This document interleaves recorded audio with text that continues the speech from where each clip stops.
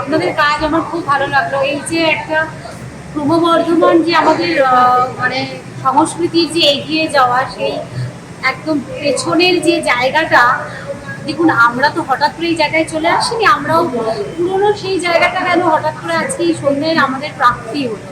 মানে একটা জায়গায় ছোটবেলায় পৌঁছে গেলাম। এই যে তার স্বামী স্ত্রীর দাম্পত্যের মধ্যে বন্ধুত্ব, মানে দাম্পত্য শুরু হওয়া, এই শুরু হওয়াটা যে মজার ছলে, এটা খুব চমৎকার দেখিয়েছেন।